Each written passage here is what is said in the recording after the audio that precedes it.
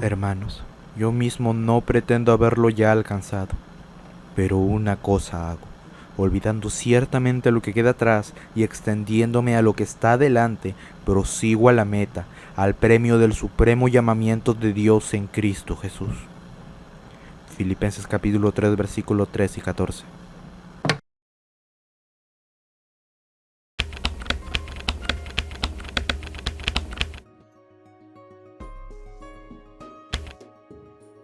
Magia Record Puella Magi Madoka Mágica Side Story es, como su nombre lo indica, una historia alterna de Puella Magi Madoka Mágica, iniciando como un juego para celulares y después siendo adaptado al anime con 3 temporadas. El anime original transcurría enteramente en Mitakihara, pero en este spin-off nos trasladamos a la ciudad de Takarasaki, residencia de Hiro Hatamaki, nuestra nueva protagonista pelirrosa. Hiroha es una adolescente de 15 años que se convirtió en chica mágica deseando la recuperación de la enfermedad de su hermana menor, Ui Tamaki. Pero misteriosamente, toda prueba de su existencia ha sido eliminada y su único recuerdo permanece en la mente de Hiroha. En su búsqueda por encontrar a su hermanita, llega a la ciudad de Kamihama, donde se han reunido una gran cantidad de chicas mágicas por una especie de secta llamada las Salas de Magios, quienes prometen la salvación mundial a todas las chicas mágicas de su trágico destino de convertirse en brujas. A mi consideración, el personaje mejor desarrollado en esta primera temporada es Yachiyo Nanami, una chica mágica veterano con 7 años de servicio, años donde ha sido presa de toda clase de tragedias. Su inmadurez la volvió incapaz de sobrellevar sus traumas, y ellos la han hecho, en sus propias palabras, 誰よりも私が一番過去に囚われている。 En realidad no dice eso. Bueno, en el doblaje latino sí, pero no me gusta el doblaje. Pero quería conservar la traducción porque me gusta, pero es una mala traducción, pero con demasiado miedo para arriesgarse a salir de su zona de confort. La tortura mental causada por ser incapaz de cambiar el pasado y los reproches constantes de la propia conciencia que Yachiyo sufre son sentimientos universales que incluso un cristiano puede llegar a sentir. E incluso de una forma mucho más persistente y dolorosa, al pensar que su sentimiento de culpa proviene de Dios, y es correcto. Sin embargo, desde una lectura bíblica es erróneo, y como sus efectos pueden llevar al individuo a una espiral de pecado, es muy importante resolverlos pronto.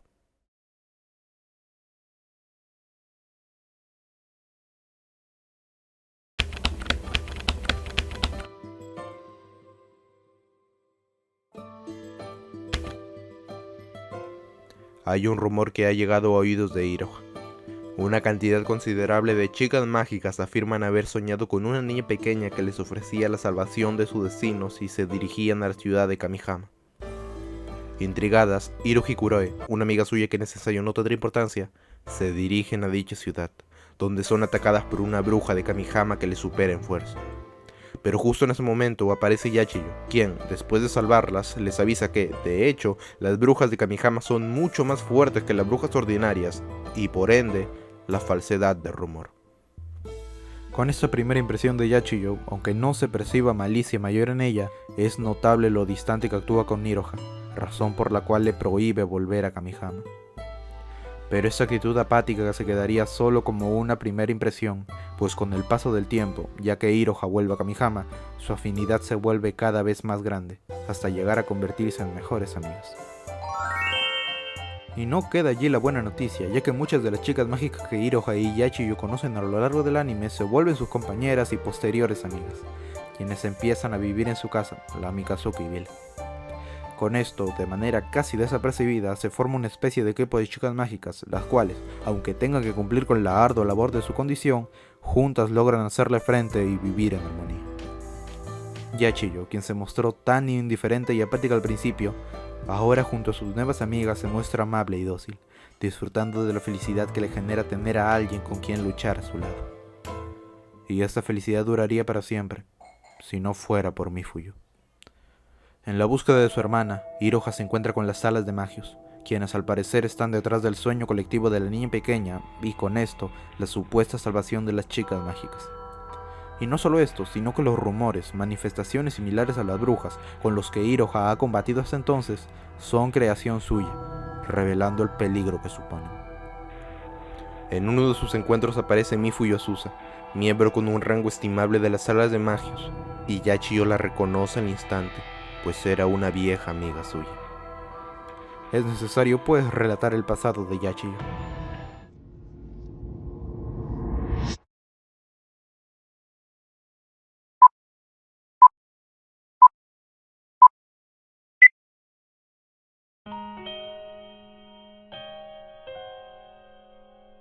Desde al menos sus 12 años, Yachiyo aspira al modelaje, y aunque no se le pudiera considerar un fracaso, no se sentía suficiente como para ser la líder de su pequeño grupo de modelaje. Es por eso que, cuando Kyubey le ofrece la oportunidad de cumplir cualquier deseo que se pueda imaginar a cambio de convertirse en una chica mágica, pide el siguiente. Por favor, manténme con vida. De este equipo, quiero sobrevivir como su líder. Su deseo se cumplió, pero de una manera que ella no tenía pensado, pues aunque ciertamente haya sido más exitosa que sus compañeras y estuviera capacitada para liderarlas, fueron una a una perdiendo toda posibilidad en el modelaje, dejando a Yachiyo viva, pero sola. Esto la afecta gravemente y atribuye esa desgracia a lo que cree ella el funcionamiento de su deseo. Para que ella tenga éxito y sobreviva, otra persona cercana suya debe sufrir la desgracia que ella debería sufrir. Mientras pasa el tiempo, forma un grupo de chicas mágicas, similar al que después reuniría con Iroha, en donde se encuentra Mifuyo, de allí que sea una vieja amiga, disfrutando nuevamente de la felicidad que le había sido arrebatada por el fracaso de sus compañeras. Pero no duraría mucho, pues pronto moriría una de sus amigas y otra se convertiría en bruja.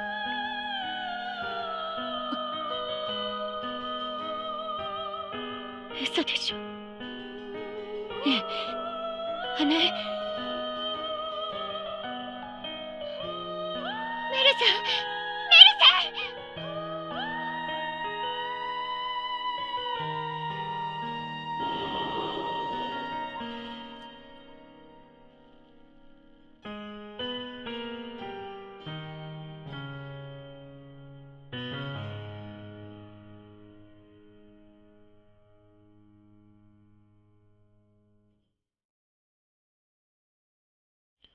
Yachiyo, que se culpaba de la muerte de sus compañeras por creer que habían muerto en su lugar por el funcionamiento de su deseo, decide disolver el grupo y ser una chica mágica en solitario, para no perjudicar a nadie más.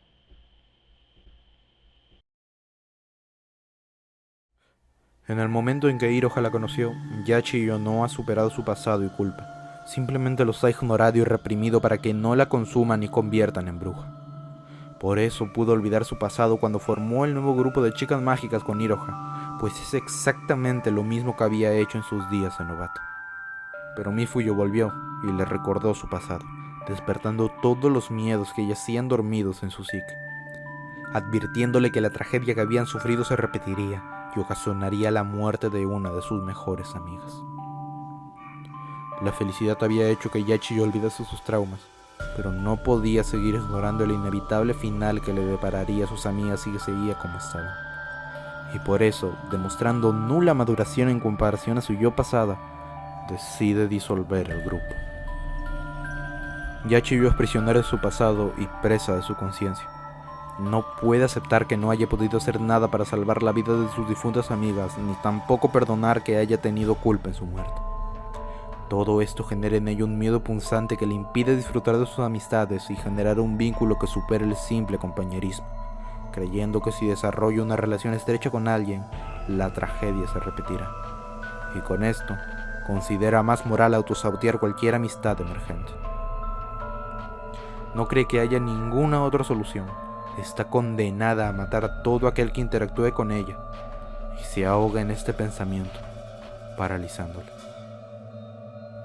Detrás de esa faceta madura y veterana se esconde una frágil chica de 19 años que ha tenido que contemplar morir en sus brazos a dos amigas suyas, sin poder hacer nada para evitar su destino, y no ha sabido dejar atrás esa cruz.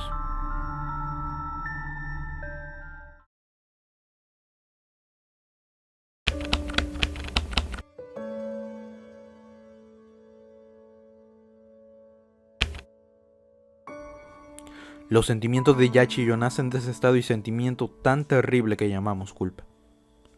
La culpa es un estado, por cuanto la obtiene quien sea responsable de haber causado algún mal. Y también una emoción, pues la siente esa misma persona cuando reconoce que ha hecho un mal. Todos somos culpables de pecado, por cuanto todos pecaron y están destituidos de la gloria de Dios. Romanos capítulo 3, versículo 23. Y por eso también todos nos hemos sentido culpables, aunque el grado de culpa varía de persona en persona. Incluso aquellos que se jactan de su santidad no se salvan de las garras del pecado, y este se ha vuelto una barrera entre nosotros y Dios, impidiéndonos relacionarnos con Él. Mas Dios muestra su amor para con nosotros en que, siendo aún pecadores, Cristo murió por nosotros. Pues mucho más, estando ya justificados en su sangre, por Él seremos salvos de la ira. Romanos capítulo 5, versículos 8 y 9. La culpa se relaciona con los aspectos más fundamentales de nuestra fe, pero entonces, ¿por qué tantos cristianos se ahogan en la culpa? La culpa no es mal en sí misma, por cuanto sentirla es una prueba de que reconocemos haber pecado. Nadie se siente culpable por cometer una acción que uno mismo no considera pecado, y el reconocimiento del propio pecado es el primer paso al arrepentimiento.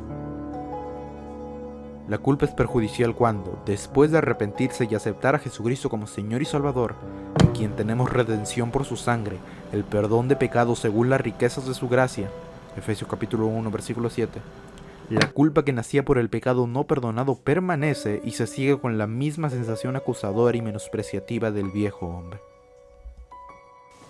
Déjame, Satán, ya para tu lengua. Yo no afirmé que era bueno, jamás. Aquí saben mis pecados. Mi orgullo, mi lujuria, lo confesé todo. Vete, déjame, vete, por favor, déjame. Estos penitentes del espíritu justifican su menosprecio con versículos como Mateo capítulo 16, versículo 24, que dice: Entonces Jesús dijo a sus discípulos: Si alguno quiere venir en pos de mí, niéguese a sí mismo y tome su cruz y sígame. Entendiendo que Jesús está instando al odio propio y que busquemos cualquier forma de sufrir o incomodarnos, prometiendo con eso hacernos más santos ante Dios, o lo que es lo mismo, ser más moral. Viven como muertos, lacerándose y cubriéndose de silicio a diario, atribuyendo culpa suya a todos los males que acechan a la iglesia y minimizan su obra hasta volverla a nada, creyendo que con su tortura podrán dejar de pecar. En su locura, no conocieron manera de adorar a Dios si no fuera aborreciendo su vida. Tal es su afán de agradar a Dios en sus propios términos, que creen que el fin del castigo es el dolor mismo y no la corrección. Después de cada martirio, vuelven a cometer el mismo pecado, y cada vez que recaen, la tortura física y psicológica se agrava aún más, sintiéndose imposibilitados a cambiar y a estar condenados a revolcarse en su pecado toda su vida. Esto es porque no saben cómo dejar de pecar. Nunca le han tomado importancia aprender cómo. Nunca se han tomado el tiempo de escuchar la voz de Dios que les afirma ser más que vencedores por medio de aquel que nos ama. Romanos capítulo 8, versículo 37. Pues toda su concentración está en repetir incansablemente lo que les exige su propia conciencia. Mea culpa, mea máxima culpa. El ejemplo más claro de esta culpa punzante es Judas Iscariote, quien, aunque haya reconocido su pecado y sentido gran culpa, decidió ser reo de su conciencia y caer en el suicidio, el final inevitable de toda culpa si no se procede al arrepentimiento.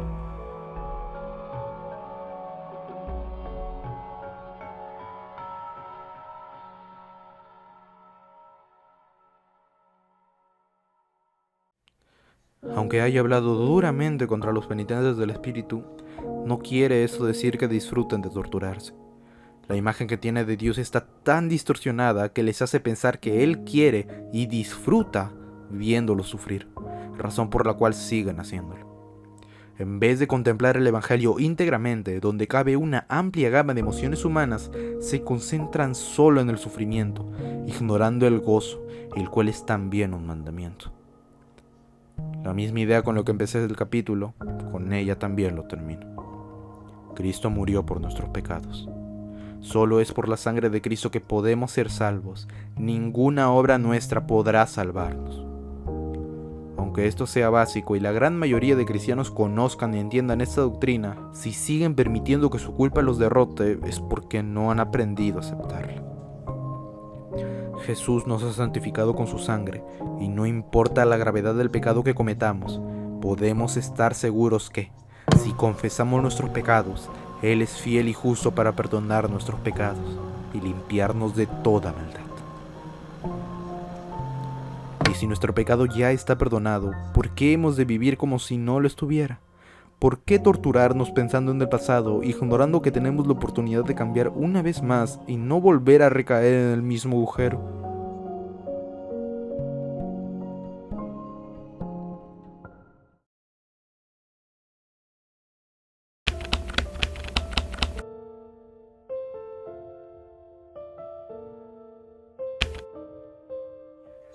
Cuando Yachiyo le comenta a Iroha su decisión de disolver el grupo, ella se opone al instante, incluso cuando le advierte la naturaleza de su deseo.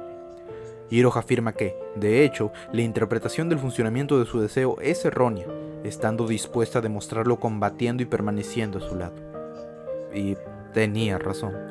Como es explicado 2 temporadas después, perdón por no restringirme a la primera temporada, el funcionamiento de su deseo no es matar a otro en reemplazo suyo para sobrevivir, sino heredar la esperanza de aquellos que han muerto, brindándole el poder suficiente para sobrevivir. Con esta revelación, así como el reconocer lo importante que es su persona en la resolución de los problemas actuales, perdona sus errores pasados y acepta su propia incapacidad de no poder ayudar a sus difuntas amigas. Hasta ese momento asumía toda la culpa por cada una de las tragedias ajenas, pero ahora acepta que, aunque ciertamente no es exenta de toda culpa, la mayor parte reside en factores externos incontrolables para ella. Pensaba que perjudicaba hasta la muerte a todo aquel con el que compartía tiempo, cuando en realidad les ayudaba a cumplir sus esperanzas póstumamente. Cuando se libera de su prisión de culpa y arrepentimiento, puede concentrarse y rendir muchísimo más y mejor en el presente y el futuro. Ya no se concentra en lo que ella misma piensa de sí ni se fataliza en el peor de los casos posibles, sino que reconoce su importancia y valor, tanto práctico como emocional para sus amigas, y le impulsa a seguir luchando. Los frutos de la culpa eran desprecio, desesperanza, autosabotaje, miedo e indiferencia. Pero los frutos del perdón son amor, esperanza, voluntad, valentía y empatía.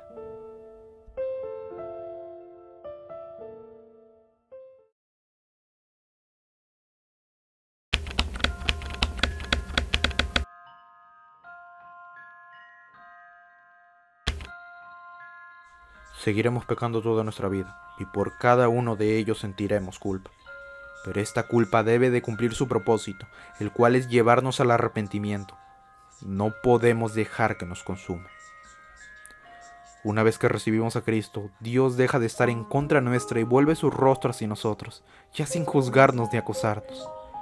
Quien nos acusa no es otro sino Satanás, para que permanezcamos estáticos por miedo a pecar de nuevo, y así no contribuir en nada al reino de Dios. Sí, merecemos la muerte, pero ya hubo alguien que murió nuestra muerte. No debemos ni podemos dejar que ninguna mentira del acusador nos haga olvidar esta y única verdad. Ahora pues, ninguna condenación hay para los que están en Cristo Jesús, los que no andan conforme a la carne, sino conforme al Espíritu. Porque la ley del Espíritu de vida en Cristo Jesús me ha librado de la ley del pecado y de la muerte. Romanos capítulo 8, versículos 1 y 2. Aunque el orgullo siempre diga, no me entiendes, mi pecado me supera y no hay nada que pueda hacer para detenerlo, estoy condenada a pecar. Es eso, orgullo, pues Dios nos ha dicho, mi poder se perfecciona en la debilidad. Por tanto, por más difícil que parezca abandonar ese pecado recurrente, es precisamente que lo consideremos como demasiado difícil lo que lo vuelve difícil, pues en Cristo lo podemos todo. La vida cristiana no es sencilla y siempre nos sentiremos tentados a hundirnos en nuestra miseria y abandonar la voluntad de Dios en nuestra vida. Pero esta es la verdadera cruz, el verdadero negarse a sí mismo, no el hacer caso a nuestra propia conciencia por lo que nosotros pensamos castigo justo. Para poder afirmar gozosos, he peleado la buena batalla, He acabado la carrera. He guardado la fe. Por lo demás, me está guardada la corona de justicia, la cual me dará el Señor, juez justo, en aquel día. Y no solo a mí, sino también a todos los que aman su venida. Segunda de Timoteo capítulo 4 versículos 7 y 8.